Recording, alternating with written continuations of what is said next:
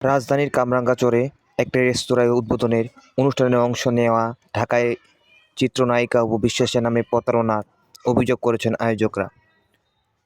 গত মঙ্গলবার ওই রেস্তোরাঁয় উদ্বোধন করার কথা ছিল নায়িকার।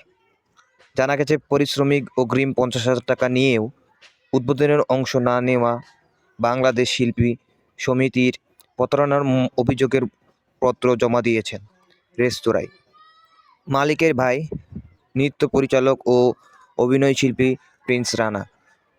অভিযোগে প্রিয় রানা বলেন, গত মঙ্গলবার অপু বিশ্বাসকে আমাদের সোনার থালা রেস্তোরাঁয় উদ্বোধনের জন্য 1 লাখ টাকায় কনফার্ম করি।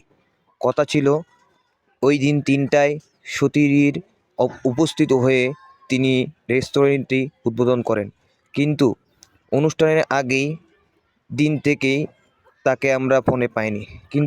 শেষ পর্যন্ত কিন্তু অপু বিশ্বাসের নাগাল না পেয়ে তাকে ছাড়াই রেস্তোরাঁ উদ্বোধন করা হয়। উদ্বোধন শেষ হওয়ার 1.5 ঘন্টা পর অপু বিশ্বাস ফোন নিয়ে জানতে চান কোথায় আসবেন। তখন তাকে বলি, আমাদের অনুষ্ঠান এরই মধ্যে শেষ, আপনি 50,000 টাকা ফেরত পান। তবে উল্টো তিনি বাকি 50,000 টাকা দাবি করেন। তাহলে চিন্তা করুন ভাই, অপু বিশ্বাস কি একটা প্রতারণা করেছে তাদের সাথে। আর যারা আমার চ্যানেলটি নতুন, তারা অবশ্যই সাবস্ক্রাইব করে দেবেন এবং নতুন নোটিফিকেশনগুলো অবশ্যই পাবেন। আসসালামু আলাইকুম।